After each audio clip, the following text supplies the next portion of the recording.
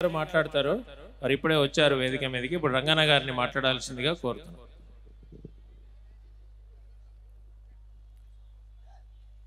సభ అధ్యక్షులు కామ్రేడ్ చుక్కా రాములు గారు, వేదికను అలంకరించినటువంటి పాలిట్ బ్యూరో సభ్యులు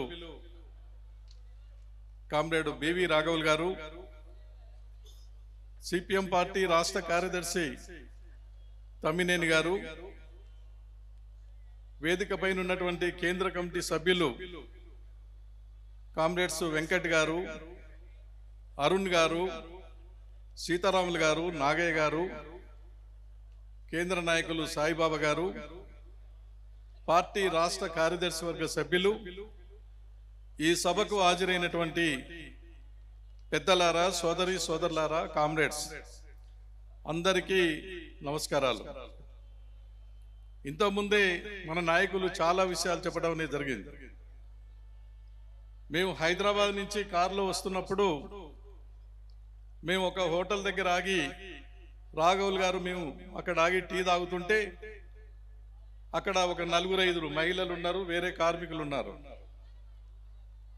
వాళ్ళు గుర్తుపట్టి, అయ్యా సిపిఎం పార్టీ రాష్ట్ర మహాసభలు జయప్రదం కావటానికి 2 మాసాల నుంచి ఇక్కడ వివిధ రంగాల్లో పనిచేస్తున్నటువంటి కార్మిక వర్గం మొత్తం కూడా, వివిధ కంపెనీల్లో పనిచేసే కార్మికులు, గ్రామ పంచాయతీ కార్మికులు, మున్సిపల్ కార్మికులు, వారు వీరు కాదు, కార్మికులు, రైతులు, కూలీలంతా కూడా ఒకరోజు వేతనం, వారం రోజుల వేతనం, కొంతమంది నెల రోజుల వేతనం, మేమందరం కూడా సిపిఎం పార్టీ మహాసభలు జయప్రదం కావాలని చెప్పేసి మేము ఫండ్ రూపకంగా ఇవ్వటం అనేది జరిగింది.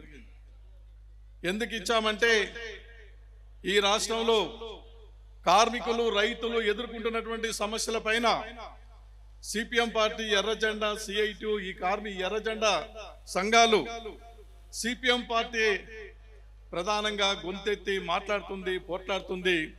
మా సమస్యలు పరిష్కారం అయితే అన్నటువంటి నమ్మకంతో మేము ఈ మహాసభలు జయప్రదం కావాలని చెప్పి వేలాది మంది కార్మికులు, వేలాది మంది రైతు కూలీలు ఈ మహాసభ జయప్రదం కొరకు ఆర్థికంగా సాయం చేశారు, శ్రమ కూడా చేయటం అనేది జరిగింది.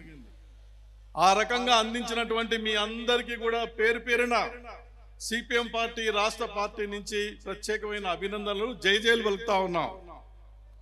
మీరు ఆశించిన ప్రకారంగానే రేపటి నుంచి జరిగేటువంటి 3 రోజుల ప్రతినిధుల సభలో మేము చర్చించడం అనేది జరుగుద్ది.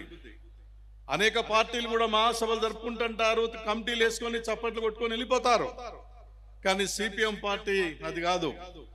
గత మహాసభ నుండి ఈ మహాసభ వరకు ఈ 3 సంవత్సరాల కాలంలో నడిపినటువంటి పోరాటాలు, ఏ సమస్యలపైన మనం పనిచేశాం, ఉద్యమాలు నడిపించాం, ఎంతవరకు సాధించాం అనేటువంటిది రివ్యూ చేసుకుంటూనే తెలంగాణ రాష్ట్రంలో ప్రధానంగా ప్రజలకు ఎదురవుతున్నటువంటి సమస్యలేంటి, రైతాంగం ఎదుర్కొంటున్న సమస్యలేంటి, కార్మికులు ఎదుర్కొంటున్న సమస్యలేంటి, ఇల్లు లేని పేదవాళ్లకు ఇళ్ల స్థలాలు ఎట్లా రావాలి, నిరుద్యోగులకు ఉద్యోగ అవకాశాలు ఏ విధంగా రావాలి, ధరలు ఏ విధంగా తగ్గాలి, పెండింగ్ ప్రాజెక్టులు ఎట్లా పూర్తి కావాలి, ఇవన్నీ కూడా ప్రధానంగా ప్రజలకు ఎదురవుతున్నటువంటి ఈ సమస్యలన్నీ కూడా తీర్మాన రూపకంగా పెట్టుకొని ఒక్కొక్క దానిపైన చర్చించుకొని తర్వాత వాటిని ఎట్లా సాధించాలనేది పోరాటాలు మొత్తం కూడా రూపొందించుకోవటం అనేది జరుగుతుంది. ఏదో ఒకని ప్రదర్శన చేసి సభ చేసి పోవటం కాదు. మాకు ఒక ఉన్నతమైన లక్ష్యంతో ఈ మహాసభని ఆ రకంగా ఏంటంటే నిర్దేశించుకొని పోవటం అనేది జరుగుతుంది. ఇంకో దగ్గర ఆగినప్పుడు వాళ్ళు మహిళలను అడిగాం, ఢిల్లీలో ఉన్న సర్కార్ ఎట్లా ఉంది, మోడీ గారి సర్కారు, మరి కాంగ్రెస్ పార్టీ అధికారంలోకి వచ్చి 13 మాసాలు అవుతుంది, వాళ్ళ అధికారంలోకి వచ్చి 10 సంవత్సరాల 7 మాసాలు అవుతా ఉంది. అంటే ఏముందయ్యా, గొర్రెలు తినే వాళ్ళు పోయి బర్రెలు తినే వాళ్ళు వచ్చారు, కాకులను కొట్టి గద్దలకేస్తా ఉన్నారు, మా సమస్యలు మాత్రం పరిష్కారం కావటం లేదు అని చెప్పేసి ఆవేదనతో వాళ్ళు చెప్పడం అనేది జరిగింది. వాస్తవం అదే. రేపు 75వ గణతంత్ర దినోత్సవం జరుపుకుంటా ఉన్నాం. రాజ్యాంగం మన చేతికి వచ్చి 75 సంవత్సరాలు అవుతా ఉంది. మన దేశానికి స్వాతంత్రం వచ్చి 77 సంవత్సరాలు అవుతా ఉంది. 77 సంవత్సరాలు అవుతున్నా సిగ్గుపడాలి పాలకులు. ఇప్పటికి 82 కోట్ల మంది పేదవాళ్ళు ఉన్నారని చెప్పి రేషన్ కార్డ్స్ సబ్సిడీ ఇస్తా ఉన్నారు. వాళ్ళే ఒప్పుకుంటా ఉన్నారు. 82 కోట్ల మంది పేదవాళ్ళు ఉన్నారు, వాళ్ళకు సబ్సిడీ ఇవ్వకపోతే, బియ్యం ఇవ్వకపోతే వాళ్ళు బతకలేరని చెప్పి ప్రభుత్వమే చెప్పడం అనేది జరుగుతూ ఉంది. సిగ్గుపడాలి కదా పాలక వర్గాలు. మన పక్కనే ఉన్నటువంటి అనేక దేశాల్లో, మనకు ఆనుకున్నటువంటి దేశంలో, మనతో పాటు స్వాతంత్రం వచ్చినటువంటి దేశంలో అక్కడ ఒక్క నిరుద్యోగి లేడే, ఒక్క బిచ్చగాడు లేడే, ఇల్లు లేక బాధపడే వాళ్ళు లేడే. అందరికీ వైద్యం, అందరికీ ఉపాధి, అందరికీ ఇల్లు, అందరూ స్వేచ్ఛగా బతికేటువంటి పరిస్థితి మనం చూస్తా ఉన్నాం. మరి ఎందుకు మనకి ఈ పరిస్థితి ఉంది అంటే మన నెత్తి మీద కూర్చొని పరిపాలిస్తున్న పాలకుల యొక్క పాపాలే. శనేశ్వర్లాగా వాళ్ళ మీద నెత్తి మీద కూర్చొని వాళ్ళు పెట్టుబడిదారులకు, దోపిడీదారులకు అనుకూలమైన విధానాలు అనుసరిస్తున్నారు కాబట్టి మనకి దరిద్రం వెంటాడుతూ ఉంది. కొంతమంది అంటారు, మాకెందుకండి రాజకీయాలు, వ్యాపారస్తులు మాకెందుకండి, ఉద్యోగస్తులు మాకెందుకండి, కూలి చేసుకునే వాళ్ళు మాకెందుకండి, మరి ఎవరు కావాలి? తాతాలు, బిల్లాలు, అదాని, అంబానీలకేనా? దోచుకున్న వాళ్ళకే రాజకీయాలు కావాలనా? ప్రజలను మోసం చేసే వాళ్ళకే రాజకీయాలు కావాలనా? అక్కడనే మనం తప్పు చేస్తా ఉన్నాం. 140 కోట్ల మంది ఉమ్మడి కుటుంబం భారతదేశం. 140 కోట్ల మంది ప్రజల యొక్క షేర్స్ ఉన్నాయి, పబ్లిక్ షేర్స్ ఉన్నాయి. తెలంగాణలో 4 కోట్ల మంది, ఈ రాష్ట్రంలో మనకు షేర్స్ ఉన్నాయి. మన హక్కు ఉంది. అప్పులు తెచ్చినా మన మీద పడతాయి, పన్నులు వేసినా మన మీద పడతాయి, ప్రభుత్వ ఆస్తులు అమ్మేసినా మన ఆస్తులు అమ్మేస్తా ఉన్నారు. ఏ రకమైన నష్టం చేసినా కూడా మనం అందరం అనుభవించవలసిందే తప్ప ఇంకోటి కాదు. ఇంకో దగ్గర పోయినప్పుడు మీ ఎర్ర జెండా పట్టుకొని తిరుగుతా ఉన్నారు. ఎక్కడుందండి ఇంకా మీ పార్టీ? మీరు ఒక్క ఎమ్మెల్యే లేరు, ఎంపీలు తగ్గిపోయారు అంటే వాళ్ళకి చెప్పాం, కూర్చోబోయే అని చెప్పాం. వాళ్ళు చదువుకున్న వాళ్ళే, మీరు చదువుకున్న వాళ్ళే. మీకు కొంచెం జ్ఞానం ఉంటే అసలు కమ్యూనిస్టు పార్టీ ఎర్ర జెండా లేని దేశం ఉందా ప్రపంచంలో? ఖండాల్లో, దేశాల్లో ఎర్ర జెండా ఉన్నది. ఎర్ర జెండా పోరాటాలు నడుస్తున్నాయి.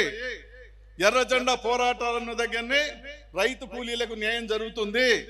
ఎర్ర జెండా రాజ్యాలు ఉన్న దగ్గరనే అందరూ అన్ని అవసరాలు తీర్చుకొని స్వేచ్ఛగా బతున్నారు. అది లేని దగ్గర మాత్రమే దోపిడీ గురైతా ఉన్నారు, అసమానతలు పెరుగుతా ఉన్నాయి. కళ్ళు తెరిచి చూడండి మీరు, ప్రపంచంలో ఏం జరుగుతుందో చూడండి మీరు. అసలు కమ్యూనిస్ట్ పార్టీ లేని దేశమే లేదు. ఖండాల్లో, వాడవాడలో, దేశంలో ఉన్నది. ఈ పార్టీలు కనపడవు. తెలంగాణ దాటితే ఒక పార్టీ అవపడదు, భారతదేశం దాటితే ఇంకా కొన్ని పార్టీలు కనపడవు. కానీ వాళ్ళ ప్రపంచ వ్యాప్తంగా కూడా ఎర్రజెండా వైపు ప్రజలందరూ కూడా ఆలోచిస్తా ఉన్నారు. దురదృష్టం ఏంటంటే ఈ దేశంలో అందరికంటే ఎక్కువ ఎవరైతే కష్టపడి పనిచేస్తున్నారో, ఎవరైతే ఈ సంపదకు మూలమో, మనం అందరం బతకటానికి మూలమో 180% ఉన్నటువంటి కార్మికులు, కర్షకులు, కూలీలు, చేతి వృత్తిదారులు, వీళ్ళు కష్టపడి పనిచేస్తేనే కదా వ్యవసాయ పంటలు, వీళ్ళు కష్టపడి పనిచేస్తేనే కదా భవనాలు, రోడ్లు, ప్రాజెక్టులు, వీళ్ళు కష్టపడి పనిచేస్తేనే కదా వస్తువులు ఉత్పత్తి అయ్యేది. కానీ అందరికంటే దరిద్రాన్ని అనుభవిస్తుంది వీళ్ళే. అందరికంటే ఎక్కువ కష్టపడేటువంటి ఈ శ్రామిక వర్గం అందరికంటే ఎక్కువ పేదరికాన్ని అనుభవిస్తుంది. ఇల్లు లేక బాధపడుతున్నారు, వైద్యం లేక బాధపడుతున్నారు, చదువు లేక బాధపడుతున్నారు, బ్రతుకులకు గ్యారంటీ లేనటువంటి పరిస్థితి. అందుకనే ఈ పరిస్థితి పోవాలంటే నాటి నుండి నేటి వరకు అధికారం నుండి పరిపాలించినటువంటి జాతీయ పార్టీలు, ప్రాంతీయ పార్టీలు ఈయన దిగి ఆయనెక్క, ఆయన దిగి ఈయనెక్క 90 ఇంకా 77 సార్లు ఎక్కినా కూడా ఏమీ ఉండదు. ఇంకా పన్నులు పెరుగుతాయి. కేసీఆర్ 10 సంవత్సరాలు పరిపాలన చేసి 7 లక్షల కోట్లు అప్పు చేశాడు. 7 లక్షల కోట్లు అప్పు చేశాడు 10 సంవత్సరాల్లో. ఆయన ఏదో ఘనకారం చేసినామని చెప్తా ఉన్నారు. వీళ్ళు వచ్చినాక కూడా లక్ష కోట్లు అప్పు చేశారు ఈ 13 మాసాల్లో. ఇలా మోడీ గారు ఏ విధంగా అప్పు చేశాడో మనం చూసాం. 60-70 లక్షల కోట్ల విలువ చేసేటువంటి పబ్లిక్ సెక్టార్ని, ప్రభుత్వ రంగ సంస్థల్ని హోల్సేల్ గా బంగారు పల్లెంలో పెట్టి 2కో 3కో 4కో మోడీ ఒప్పజెప్పలేదా? నీ అబ్బగారు జాగిరా ఇది. దాని కొరకైనా అక్కడ కూర్చుంది. సిగ్గు లేకుండా ఇప్పుడు ఒకే పార్టీ, ఒకే మతం, ఒకే ఎన్నిక. నీకు దమ్ముంటే అందరికీ ఇల్లు కట్టి ఒకే ఇల్లు, ఒకే చదువు, ఒకే బ్రతుకు, ఒకే జీవితం, ఒకే వైద్యం, ప్రతి మనిషికి కూడా అన్ని గ్యారంటీ కల్పించేటువంటి పని చేయవా నువ్వు? ఆ పని చేయవు. ప్రజల మధ్య చీలికలు తీసుకొచ్చి మత విద్వేషాలు రెచ్చగొట్టి దేశాన్ని ఈ రెండు ముక్కలు చేసి పేదవాళ్ళు ఉన్నవాళ్ళు ఈ మతం ఆ మతం అని ఎంతకాలమని చెప్పి బతారు.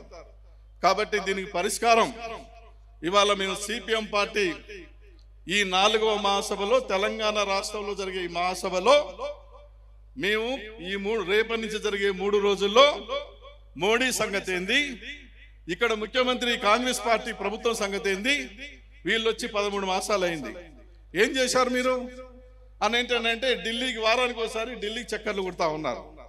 మంత్రుల్ని కూడా పూర్తి స్థాయిలో ఏర్పాటు చేసుకోలేకపోయారు. ఇవాళ ఫ్రీ బస్ అంటారు, ఇంకేదో అంటారు. మీరు ఉద్యోగాలు ఎందుకు ఇవ్వడం లేదు? రైతులకు ఇస్తానని ఎందుకు ఇవ్వడం లేదు? మీరు ఇచ్చిన వాగ్దానాలు అమలు చేయకపోతే గుంతన్నక్కలాగా ఎదురు చూస్తున్నారు బీజేపీ బీఆర్ఎస్ పార్టీ వాళ్ళు. కాంగ్రెస్ పార్టీ వాళ్ళు ఎప్పుడు పోవాలి, మీ ఎప్పుడు అధికారంలోకి రావాలి. బీజేపీ వాళ్ళు 2 మంత్రులు ఉన్నారు, 8 మంది పార్లమెంట్ సభ్యులు ఉన్నారు. ఢిల్లీ నుంచి ఎట్లా నిధులు తేవాలనే సోయి లేదు, అది అక్కర్లేదు.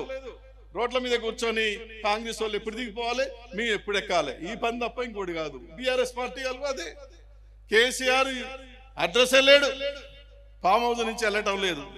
7 లక్షల కోట్లు అప్పు చేసి ఆగమాగం చేసి ఓడిపోయి ఇక అల్ల కూర్చొని బయటకు వెళ్ళటం లేదు. పుల్లట ఎప్పుడు వెళ్తుంది పులి. కాబట్టి ఏంటంటే ఇవన్నీ కూడా పనికిరాని విధానాలు, పనికిరాని వాదనలతోటి ముందుకు వస్తా ఉన్నారు. ఇవి ఒక ప్రైవేట్ లిమిటెడ్ కంపెనీ లాగా పార్టీలు నడిపిస్తా ఉన్నారు, పాలన నడిపిస్తా ఉన్నారు. ఒక్క మాటలో చెప్పాలంటే అతిపెద్ద వ్యాపార రంగంగా ఈ రాజకీయ పార్టీలు, ఈ పాలకులు రాజ్యాలు వెళ్తా ఉన్నారు. అతిపెద్ద వ్యాపార రంగంగా ఈ వ్యవస్థను మొత్తం కూడా మార్చేస్తా ఉన్నారు. చదువు అమ్మటమే, వైద్యము అమ్మటమే, ఓట్లు సీట్లు అమ్ముకోవటమే. ఏంటిది? ఎటుపోతుంది? అందుకొరకే కమ్యూనిస్టులుగా ఎర్రజెండా బిడ్డలంగా ఇవాళ పెద్ద ఎత్తున ఈ విషయాలన్నీ ప్రజలకు తీసుకెళ్లి ప్రజల్ని చైతన్యం. 75 సంవత్సరాలకు ముందు తెలంగాణ గడ్డపైన ఏముంది? నీ బాన్సన్ దొర, నీ కాల్ముక్త దొర అని చెప్పేసి ఉండేటువంటి పరిస్థితి. దానికి ఎవరు ఆ వెట్టి చాకిరి పోయిందంటే ఎవరి వల్ల పోయింది? 10 లక్షల ఎకరాల భూమి ఆనాడు పంపిణీ జరిగింది. దొరల గడ్లు మొత్తం కూడా బద్దలు కొట్టి వాళ్ళ ఆస్తులన్నీ పేదవాళ్ళకు పంచాలంటే ఎవరు చేశారు ఆ పని? 4500 మంది కమ్యూనిస్ట్ పార్టీ కార్యకర్తలు ప్రాణాలు అర్పించి మల్లు స్వరాజ్యం గారు అనేక మంది వీరోచితంగా త్యాగాలు చేసి పోరాడితే గానీ వెట్టి చాకిరి రద్దు కాలేదు, భూమి పంపిణీ జరగలేదు. అప్పుడే దేశానికి స్వాతంత్రం రావటం, అయ్యా మీరు చెప్పేయన్ని మేము చేస్తాం, రాగండి అని వాళ్ళు అనటం, నిజాం మన పోరాటానికి దిగిపోవటం. 75 ఏళ్ళు అయింది ప్రజారాజ్యం రావాలని సుందరయ్య గారు వాళ్ళంతా కలలు కన్నారు. 75 ఏళ్ళు అయినా ప్రజారాజ్యం రాలే. దోపిడీ రాజ్యం పెరిగిపోతా ఉంది, దోపిడీ రోజు రోజు పెరిగిపోతా ఉంది. తెలంగాణలో ప్రజారాజ్యం రావాలంటే రాష్ట్రాన్ని విడగొడితే మొన్నటిదాకా ఏమన్నారు? తెలంగాణ రాష్ట్రం సపరేట్ చేస్తే తెలంగాణ బ్రహ్మాండంగా అభివృద్ధి అయింది, ప్రజారాజ్యం